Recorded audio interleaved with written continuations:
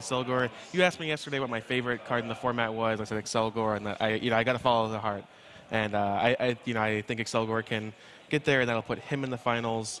And then we've got, on my side of the bracket, we've got Connor and Daniel, which I will go with Connor as well on that side. And for the finals, I'm not sure. I'm not sure how that plays out. We're gonna have to see. We're pretty far away from. That's cheating. All right. Anyways, that's the end of the pre-show. We are finally going to get ready to be on our way. Here we go. Top 8 match between Connor Lavelle and Caleb Gadner. I'm excited. Mega Manectric against Eviltal. Or I'm sorry, not Eviltal, but Vespiquen. Vespiquen, yes. Quarterfinals. Here we go. All right. I believe they're setting up and stuff. We are pretty close to seeing the quarterfinals, I believe. So, as long as there we go. Here we go. There's Caleb's accomplishments as well as his deck. We have the Flareon Vespiquen deck to go with the, obviously, Unknown's Farewell Letter and whatnot. Yeah, it looks like, I think, a pretty standard version of the deck here. We see that Caleb has top 16 nationals in 2013, has a couple of good regionals finishes, and was actually a state champion in 2013 as well. So the past few years have been pretty good to him. And like we said, looking through his list, I think it's pretty standard. I don't see anything. Oh, he does have a Parallel City. That's an interesting card. So there it is. That's his accomplishments. Regionals, tons of places in regionals. No, not quite a big victory for him quite yet. So maybe he'll accomplish that here. And now, obviously, we have Connor Lavelle as well.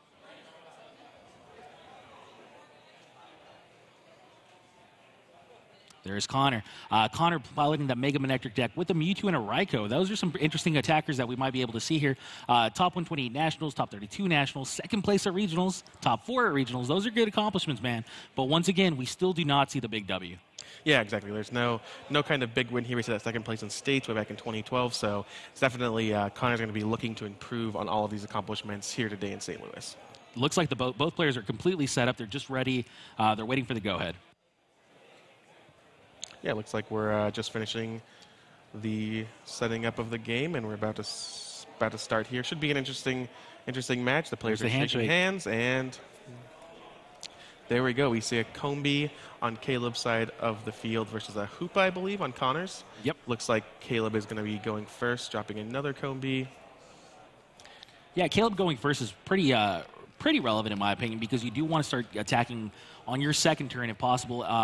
Since you're not going to be getting, one-hit knockouts on these EXs, I think you want to start getting your two-hit knockouts at least early on as soon as possible. Yeah, definitely. And being able to, ooh, it looks like he's just going to have to pass. Wow. Oh, so I was going to say that the big thing that you want to be doing with the Vespiquen deck is you want to be setting up on your first turn. You're not going to be attacking, but you do need to evolve, so you need to play some basics down. You need to kind of get things going, but just playing a Combee, a basic fire energy, and passing the turn is not where you want to be under any circumstances. You don't want to see this. We've been seeing this throughout, the Swiss rounds quite a bit. People are dead drawing. We do not want to see this in the top 8 as well. Yeah, absolutely. We see a Mewtwo with a double color. He's going to go ahead and pass the turn back. Is his hand any better? There's an unknown. That base set double colorless from the very beginning of the game, 20 years ago, give or take. Yep, the perfect double colorless in my opinion. And it looks like that Farewell Letter did draw the Sycamore. What a sick Sycamore. Now he Sycamores away 4 other cards. It's irrelevant. It doesn't matter. You have a Vespiquen in play. You have an Unknown in your hand. You were finally excited about your hand, because your hand was just looking pitiful at the start of this turn. But does he not have any energy in his hand? You know what? Maybe not, but still, he's got some stuff to work with, I'm sure. I didn't see the entire contents of his hand, but even something like an Ultra Ball is going to be fine for him. So he'll find him some Shamans. I doubt he's going to, dead draw again, right? Well, you never know. It looks like he's going to go ahead and resolve this Battle Compressor here. Pulls an Execute to the front of his deck and has decided 2 more cards to discard. Going to consult the hand. I wonder if he's very well versed in this matchup. I think it's one of those matchups where you tend to overlook it, honestly, because you have so many other things that you're worried about. And Mega Manectric isn't one of those cards that's all that popular, honestly. Yeah, I think Mega Manectric is definitely, it's relevant, it's out there, but I don't think that, if you were under a time crunch for the tournament, you would necessarily dedicate a lot of time to preparing for it. Right. So he does consult his hand once again. I'm trying to look for some sort of a sign of an Ultra Ball or something like that. I still haven't found it, but I have to keep hoping. I hate to see a dead draw here. Yeah, it looks like that Battle Compressor is going to find an Execute, an Eevee, and a Flareon. Those are going to be added to the discard pile, and boost up all those revenge attacks. Looks like Unknown's coming down, going to immediately. Another farewell letter, finds another unknown. Finds another unknown. Another farewell letter, finds a Flareon. That's not good. Jeez. This hand is not good, man. A couple of EVs, another Vespiquen, maybe a Combi as well. But, I mean, right away, you played your hand down to 3, and you have nothing to show for it. Yeah, is that the supporter in his hand is AZ? I believe it's yes, AZ. Jeez. He is going to be able to use Intelligence Gathering this turn to draw, I believe, 4 cards. Right, Intelligence Gathering's fine here, and you are facing down a Hoopa, so that's fine. But remember, I mean, your opponent's got an extra turn to start setting up and stuff like that. Remember, the X-Ball is no joke, and as long as the Hoopa can go to the bench, that's all that Dead Connor's going to need. Looks like we're going to see Connor benching a Manectric EX, playing an energy onto it, and he may not have much else to work with. Looks like he's going to play, considering playing an N. Right, I mean, I'm okay with this N here. Your opponent just Intelligence Gathering, so you have no idea what the contents of his hand are. You're okay with just ending yourself, both of your guys, down to 6 cards. Yeah, absolutely. I mean, he just did the Intelligence Gathering. Like you said, he's already up to 6. It's not going to matter too much, and sometimes you just need to play the end, draw some cards, find some outs. At this point, the game feels fairly even, actually, because it's not like Connor had a particularly strong start himself, obviously because of Mega Turbo and stuff like that. Anything can happen, but nothing's quite happened quite yet. So I'm all right with the start for both players. We see that Raikou. Is that our first Raikou of the weekend? It's the first Raikou I've seen this week. Yeah, me too. That card definitely was a force in last week's kind of electric Raikou decks, and we've seen a little bit of it here. There's none in the top 8, but we definitely saw some on day 2, but I think this is the lone appearance of the Raikou in the top 8. Right, we finally do see an appearance for that little legendary dog, and he does pass his turn. He did not get the Hoop out of the active spot, so now Caleb once again draws a card, and he's got a ton of options. One awesome card that Caleb actually has in his hand right now is going to be Silver Bangle. That's a card that hasn't really come into play all that often in any of the Vespiquen matches that we've been able to see, but it'll definitely be very relevant here against Mega Manectric. Yeah, Silver Bangle is definitely one of those cards that, the whole idea behind, did he just have to Sycamore away a whole bunch of stuff there? I kind of missed it, but yeah, that was a triple Shaman there that went away. Hey, those are going to fuel that V revenge, so. But yeah, definitely the Vespiquen decks are really focused on trying to play up the fact that they are non-EXs and most of their opponents are going to be EXs, and Silver Bangle just helps with that. It is going to take advantage of EXs even more than something like Muscle Band would. Right, there's quite a few Pokemon down there, something along the lines of like 10. It's up there. Looks like it might even be 11, but there's quite a few Pokemon. That's obviously great for the Vespiquen deck. He wants to get to the point where he can one-hit knock out these Manectrics and whatnot. If he can do that, then it feels like he's going to win the game. But if he can't do that, then the game's going to be very close. Absolutely. We're seeing a total of 11 Pokemon, it looks like, into the discard pile. If there is 11, then that would be 13 after this Ultra Ball. Yeah, it looks like we're going to go 13. Going to add 14 after the unknown. There's a double colorless energy. I think that's the first one we've seen. Now, he had one in his hand, too. I think there he's just kind of deciding if he can find a basic energy to attach to the active Vespiquen there. But just to sort of be efficient. But he can just attach the double colorless to the one on the bench with the Silver Bangle on it. So currently this Vespiquen is dealing a ton of damage because of that Silver Bangle. And it's going to be more than enough to knock out that Hoopa. So that Hoopa could not go to the bench fast enough, and now it's going to get knocked out. And that's going to be the end of it. And now Manectric comes up. It's not quite a Mega yet, but if he does turn it into a Mega, then that's going to be the Silver Bangle gone here before you can get to these astronomically high numbers here for Vespiquen. Yeah, absolutely. We see there are 14 Pokemon in the discard pile for Caleb. That was a big knockout there. And the really interesting thing that I like from Caleb's side of the board now is, like we were talking about earlier, he does have that basic fire attached. So that's going to be really important because he's going to be able to use his energy really efficiently. Let's say he top decks a basic fire next turn. He can go ahead and attach it to that Vespiquen, and then he still has the other double colorless in his hand to kind of give the third attacker the energy he needs. Right. Computer Search here gets rid of Parallel City and Sycamore. Computer Search can find him any card that he wants, so I would be very surprised if we don't see a return knockout on this Vespiquen. Looks like he's considering taking an Assault Vest, a card that's been hasn't seen too much play, but I think is very, very powerful in the right matchup. Right. The Assault Vest doesn't seem quite necessary, I don't think. I wouldn't be too afraid of my opponent knocking out my Mega Manectric. I think you're looking for... geez, what are you looking for? Manectric Spirit Link, that's what I meant. Looks like he's going to go ahead and first Seeker for the end there. He has a Lightning Energy attached. He ends here. He needs a Manectric Spirit Link and a Mega Manectric in order to keep his Manectric out of trouble. I think if you knock out this Vespiquen, then you can almost expect the Manectric to get knocked out right back. Yeah, it looks like he computer searched for the for the Lightning Energy there. So maybe not the play you love to make, but that's what he needed to do. And we're going to see 6 fresh cards for both players. All right, he did not get things besides the Assault Vest. The Assault Vest will make it quite a bit harder, but remember, if he finds a Fire Energy, he'll be able to bypass the Assault Vest. Absolutely, and there's the knockout. And you can see kind of the exact interplay in this matchup is both players have gotten 1 knockout, and Caleb has 4 prizes remaining, and Connor has 5. So this is going to be really what Caleb's trying to focus on, is just trading EX knockouts for non-EX knockouts and winning the game that way. Right. So once again, the Assault Vest does make things a little bit strange for Caleb here, who would otherwise pretty easily be able to knock out this Manectric, I believe. Yet Jirachi does find any supporter in the deck, looks to the stars for some help, and finds a Sycamore.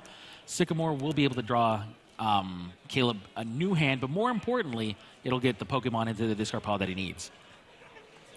Yeah, so it looks like he's going to find that Sycamore. Jirachi, one of the more powerful EXs you can see, like we were just talking about with this kind of EX versus non-EX interplay here. You want to play as few EXs as possible, which is why you see the Vespiquen decks only have the Jirachis and Shaymins typically. And, they are EXs. They open you up some liabilities, but they can be just so powerful. We're looking for a Fire Energy. I think we just found the Fire Energy. That was huge. The Manectric is going to go down here without much of a fight. It's just going to take a single prize, and it's going to leave Connor here with only a single double colorless in play. Unless the math is wrong, but I believe it's not. I believe there's going to be 15 Pokemon in the discard pile at the end of the Sycamore. I believe the parallel. Oh, there's more Pokemon going now. So there's 17 Pokemon. 17. Oh, well, that's more than enough for sure. I think 17 is actually just enough because of the Parallel City, yes. Yeah, exactly. So that's exactly what it needed. That's what I meant. 17. I say that after. That's what you meant, yeah. That's exactly what I meant, man. I meant that all along. But yeah, that Fire Energy is exactly what he needed. Thanks to Parallel City, he did need 17 Pokemon, which he has. Talk about an accomplishment. And like you said, that Fire Energy was a big game. Assault Vest is not going to come into play here. And we see Caleb is very close to winning. He just needs 1 more EX knockout, where Connor's needing 5 knockouts. He's even needing 4 knockouts, even if it knocks out the Jirachi. Man, that Parallel City is really a big game here. It's going to mess around with a lot of the math here for moving forward, especially against the Mega Manectric. I think if you can get a Mega Manectric in play, you might still be able to get back in this game. But currently, it's 2 prizes to 5. It's Caleb's game to lose. Absolutely, and that's one of the things, this Vespiquen deck has kind of executed its game plan perfectly. Does Caleb have any energy in his hand if a KO does come down this turn? I don't believe he has a way to respond. Not, no. He has a VS Seeker, so he can draw some cards, but that's definitely... Not for long. Not for long, he doesn't. Oh, gets this. Here we go. That is 5 cards gone. Leaves his opponent with only a single Shaymin and Hex Maniac. Shaymin, obviously pretty nice. But still, that's 5 cards that you're no longer going to have in your hand, and 5 cards your opponent's going to add to his. Talk about a pretty nice card. Yeah, luckily Caleb had that Shaymin there. It's going to mitigate a lot of that, but that's still Connor's drawing 5 cards. 5 cards there, definitely providing an advantage, but we'll see what happens with the Shaymin draw and with the we'll see if Caleb can find an energy here. Caleb does need to find an energy more than anything. He has a Shaymin and a couple of irrelevant cards, but the propagation. Wow. Okay. Nice. The propagation from Execute is going to allow him to Ultra Ball. Ultra Ball misses. It doesn't really matter. You get a 6-card Shaymin. Just trying to dump his hand, I think, just to draw more cards with that Shaymin. 6-card Shaymin needs a double colorless energy here. Can he find it? 1 card, 2 cards, 3 cards, 4, 5. I don't see any double colorless energy yet. He does still have. Oh, it looks like he's going for a Blacksmith play. Oh, there's a Versus Seeker then. Versus Seeker finds the Blacksmith, which finds 2 Fire Energies. That's going to be the end of the match because Vengeance is going to knock out this Mewtwo EX, and that's it. Game 1 goes to Caleb. Yeah, perfectly executed game. I feel like they're just kind of, Caleb was never seemed to be in trouble there. Just totally executed his game plan. Said, I have non-EXs, you have EXs. I have setup Pokemon, but I got the setup. He did take a turn off in the early game because he missed that double colorless energy, but it didn't end up mattering. Just kind of did exactly what that deck wants to do, which is just take advantage of that prize trade. Say you have to spend so much resources, you have to spend so much time building up these Pokemon. Once I get my evolutions on board, all I need is energy. Even that turn he needed double colors, but he found a blacksmith. Just absolutely a perfectly executed game by Caleb. Right. What's interesting is the game started off so slowly for both players, right? Like, Caleb actually didn't have any supporters. He just had a couple of Combees.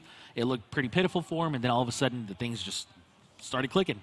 And once the ball got moving, it never stopped. Well, that's sort of the thing about the Vespiquen deck, too, is you have to put in work early, but once you get the Pokemon into that discard pile, they're there forever, right? You're going to have no interruptions to that. So once you have the Pokemon in the discard pile, all you need to do is make sure you can stream those attacks with the energies and the evolutions. Right.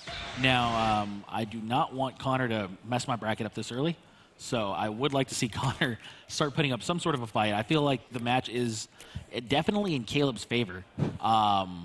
The match is definitely in Caleb's favor, but it's not impossible for Connor to win here. Yeah, definitely. I mean, it's so you predicted that Connor was going to win? Yeah, I have Connor here? as my champion, man. We both did actually. So let's hope the perfect bracket does not get interrupted. We do need to put some prizes out. It looks like. Yeah. Okay. As early as the first round, the perfect bracket is going to be no more. But yeah, we have a Manectric start against Eevee Combee. So it's a solid start for both players. They have all their attackers that they want, and none of their Shaymins or Jirachis. Ultra Ball here for Connor. Looks like he's considering what to discard. Going to go with an Ultra Ball and a Lysander at the end of the day after attaching that Lightning Energy to that Manectric. Find the boy Shaymin.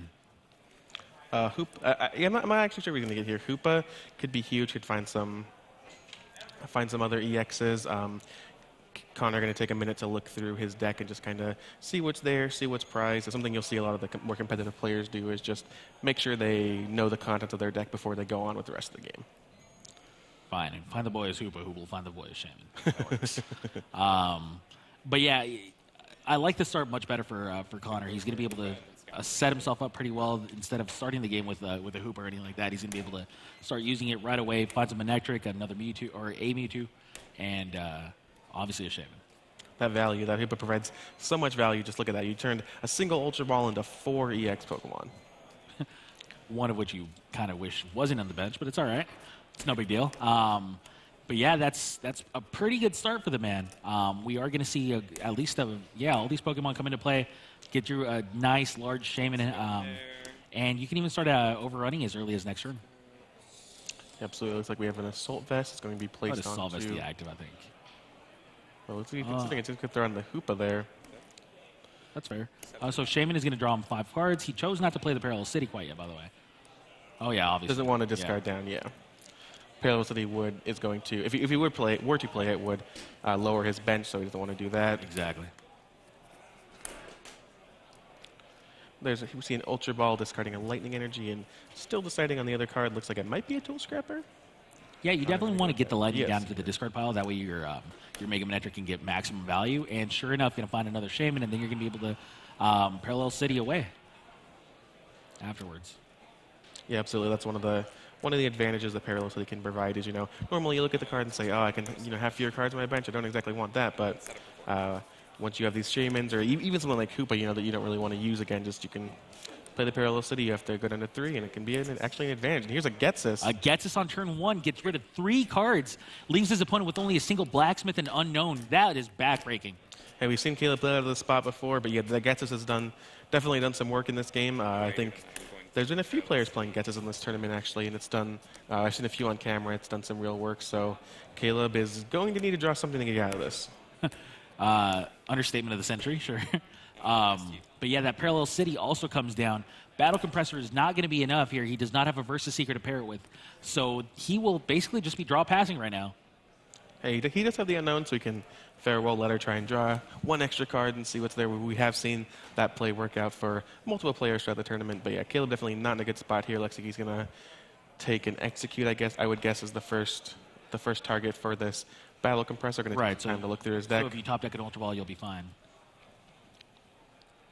Sure. I mean, I am getting a little carried away here. He does have access to one more draw, but it's a top. Oh, you know, it's he's top not in a great spot. Don't get me wrong. Don't let me overrate that, but yeah, he's not all hope is lost.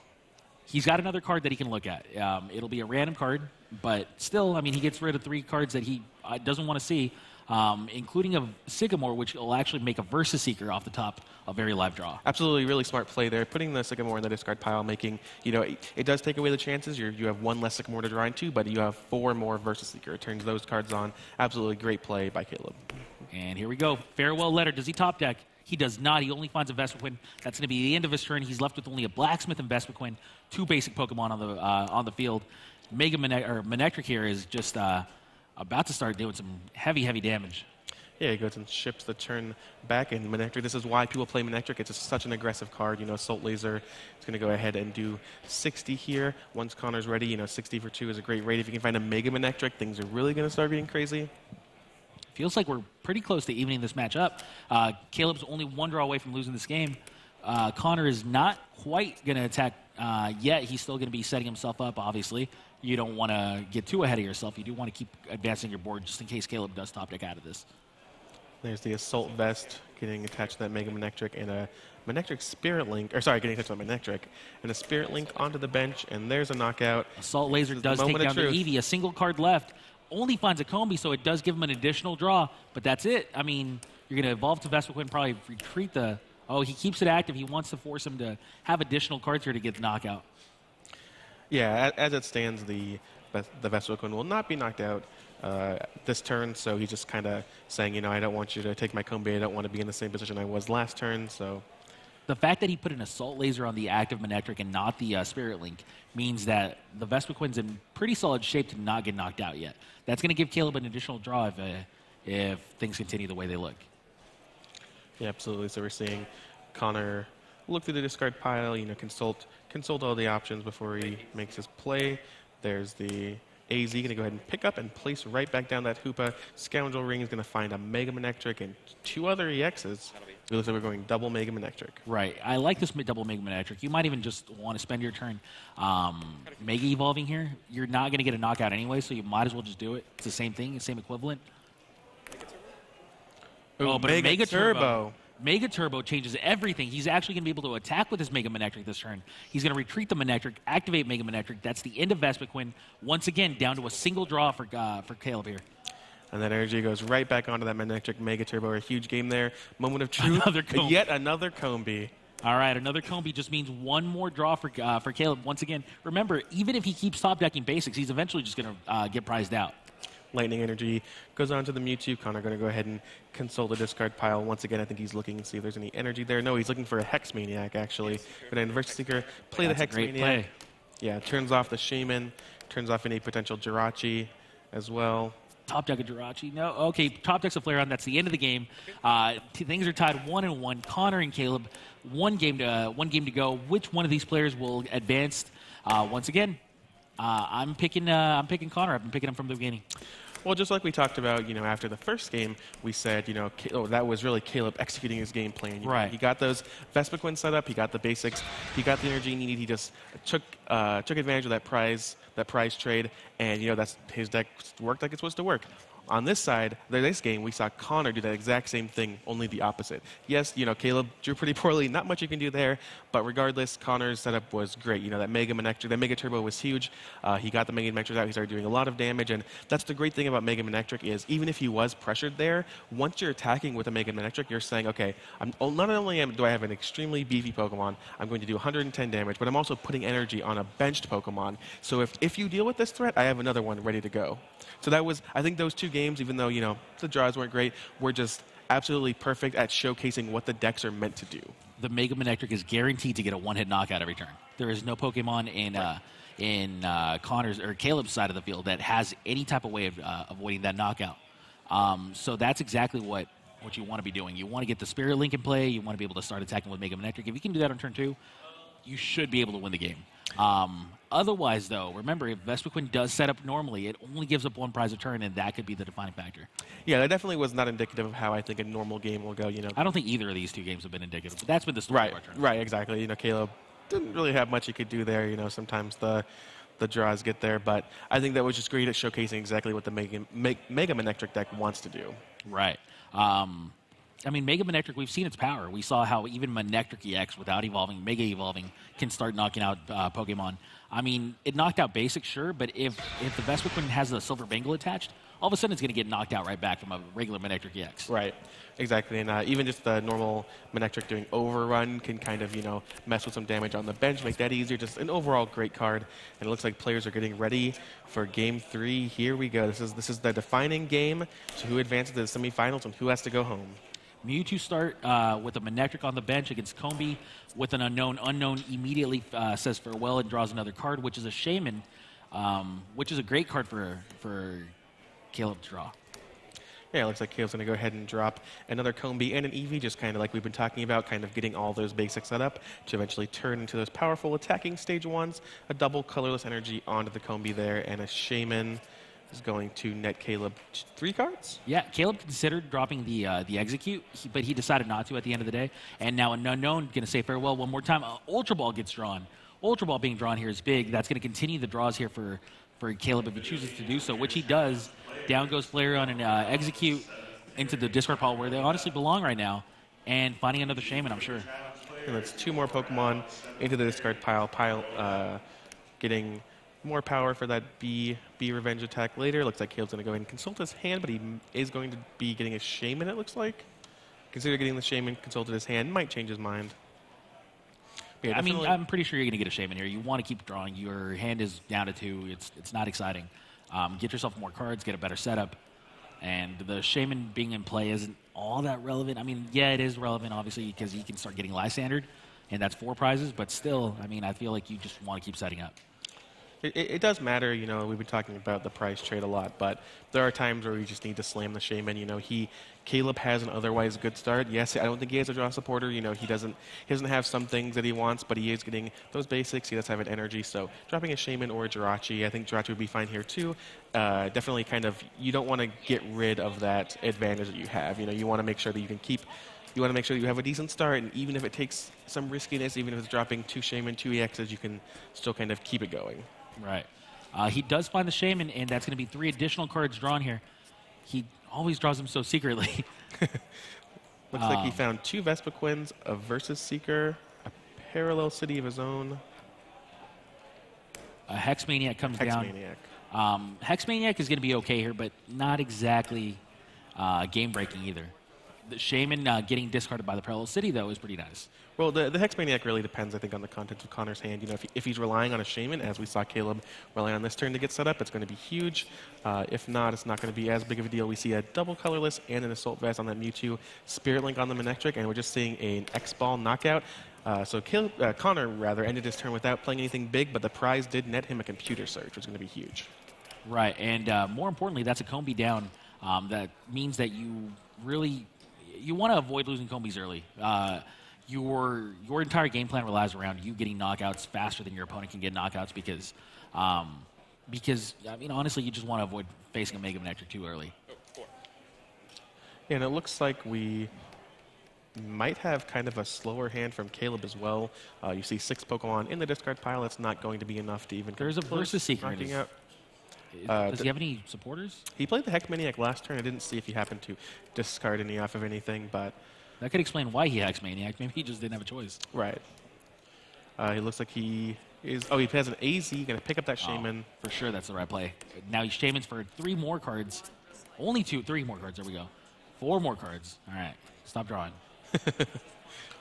Oh, he finds a Jirachi. Jirachi could be relevant here. He has to find an energy for it eventually. But if he does, that's a way to slow down this Mewtwo. I think the question, we saw Caleb consider dropping that Jirachi. He's kind of asking, is this more important to be on the bench and hopefully deal with this double colorless, or do I just want to have it in the discard pile to power up my Be Revenge attacks later? He ultimately decides to play it, just hoping he can kind of get there. Maybe going to go ahead and sacrifice it to this Mewtwo. And he passes the turn. So the Jirachi is actually just going to be used as a kind of a lamb here. Going to be going down to the Mewtwo after, obviously, first Connor's going to be setting himself up quite a bit. Yeah, we do see that computer search that Connor drew off the prizes. I think that was his only really card advantage draw card in his opening hand, so it's definitely going to be nice for him. Connor also forgoing the Raikou attacks. Some people like to try to play the Mega Manectric, start actually powering up the Raikou that way, and kind of messing with your opponent's EX-KO math that way. But I don't really think you need to here just because the Mega Manectric is going to run through everything and be very difficult to knock out, so it kind of has that two things going for it, whereas sometimes maybe with the Raikou you kind of want to find some reach, you know. You want to say, okay, I'm going to power up this Raikou, make a big attack, you know, something I have problems knocking out normally, but that's not going to be the case here. right, even though we've had a full 3 games, it feels like these games are going super fast. And, I mean, we still have 45 minutes left on the clock, so we're going to get a full game here no matter what happens. Shaman is drawing 5 cards for Connor here. Are the 5 cards super relevant? There's a Lysander right away. We're looking good. Well, that's a big Lysander there. Just going to go ahead and take out Caleb's only energied attacker here, going into 4 prizes. And now, you know, we've talked about the prize trade a lot. Connor now has 4 prizes left, so he has kind of made this trade, at least now in the game, okay for him because he's taken 2. So if his opponent takes 2 here, it'll kind of be more even. So Caleb is immediately on the back foot. Right, and don't forget about that Shaman, which can always get Lysandered up. He chose to Lysander up the attacker very wisely, but if he has a Versus Seeker for another Lysander, that could be the end of Shaman, and he'll go down to 2 prizes himself. Yeah, and that is one of the liabilities of playing cards like Shaman and Jirachi in this matchup. They're kind of too powerful not to include in your deck, and whether the fact that you're going to play them on your bench or not really comes down to just how desperately you need them. You know, Caleb definitely needed to get there, but they definitely are a liability. He's considering playing the Jirachi, which would mean two Lysanders would mean the end of the match. Don't forget about that Parallel City, which is also really messy for him. It's going to make it so that he can't really play all the Pokemon he wants to play. The Jirachi does find him an end, though, and that was just kind of out of necessity. He's going to be in a weird game state for basically the remainder of this match.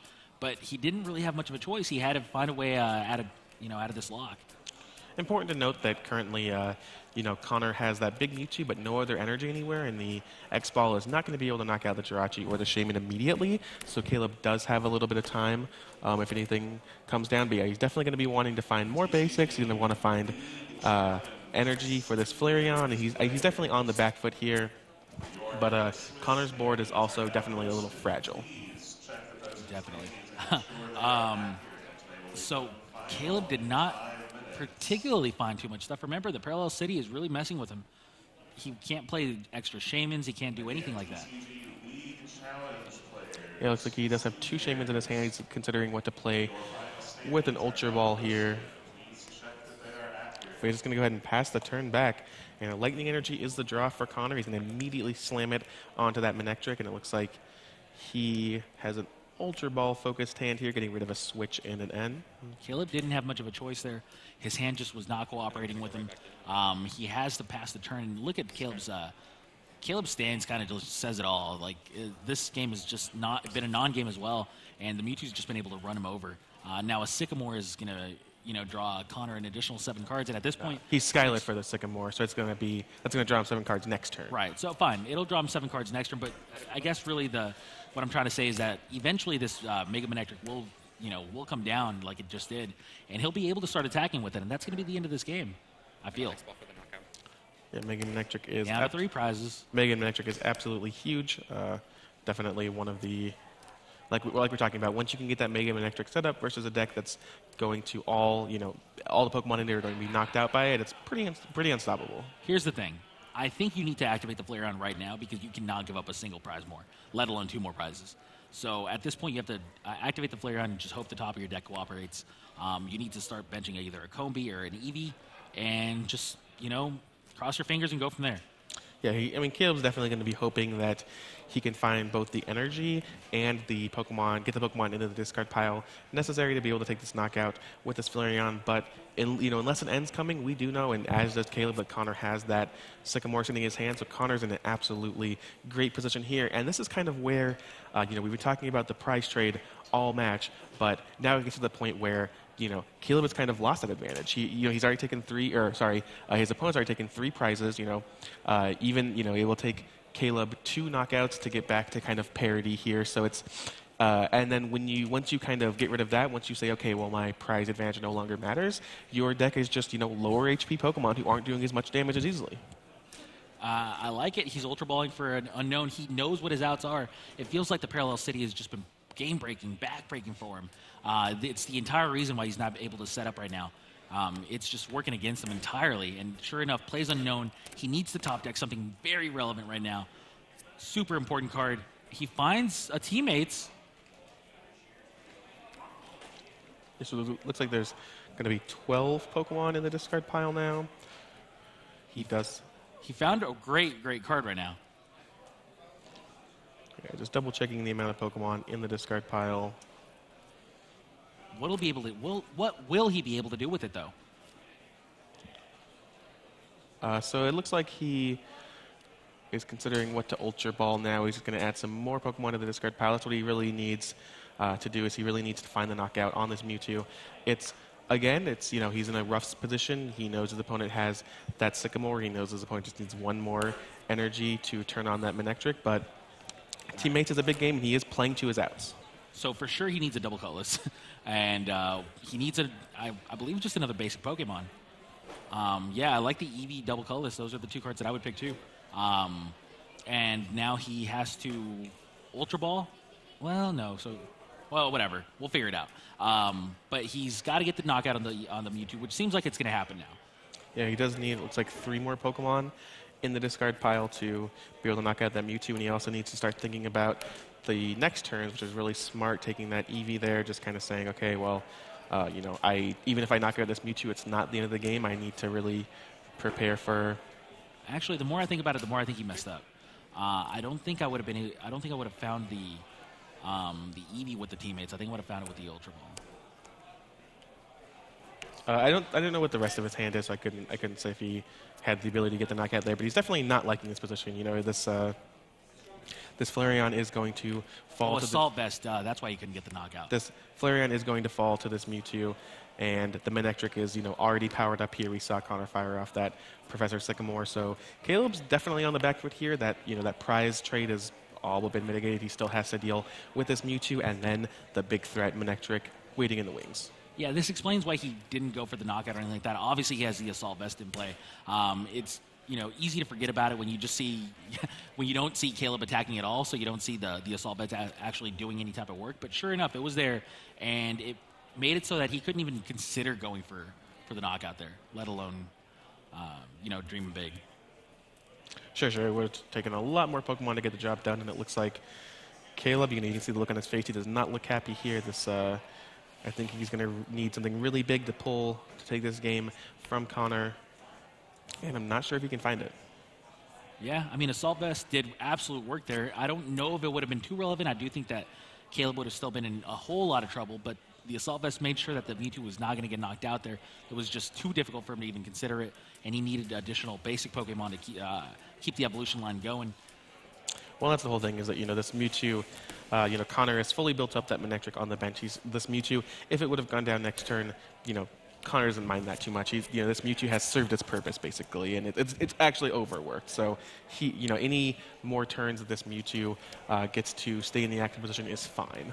Right. Once again, Parallel City was too difficult for him to overcome, and it seems like Caleb is just not going to be able to pull this off. Just not enough knockouts in time. It looks like he's trying to see if he has Blacksmith plays. I'm not sure exactly. A single Lysander will win the game here for Connor at this point. Yeah, I'm not sure exactly what. It looks like Caleb has one. That's his deck. So he has. He's considering if he has a Blacksmith play. He looks like he has 1 Fire Energy in his deck, and I think 1 in his hand, which would only leave 1 possible Fire Energy in the discard pile.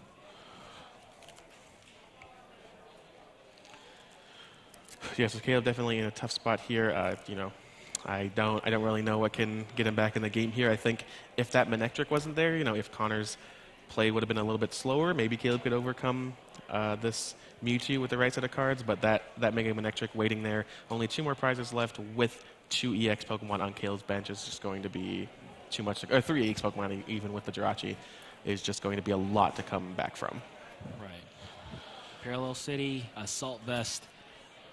bad draws, you name it. There's tons of reasons why Caleb is pretty much out of this game, and it seems like he's going to get a knockout, and then he's just going to get return knocked out by the Mega Manectric if he's lucky enough to survive, your opponent not having a Lysander. Yeah, and the thing is even if the Flareon does get knocked out, Connor goes down to 1 prize. Caleb currently has no room on his bench due to that Parallel City for any basic Pokemon. So, it's not like he has a response immediately anyway. I have to. There's hope.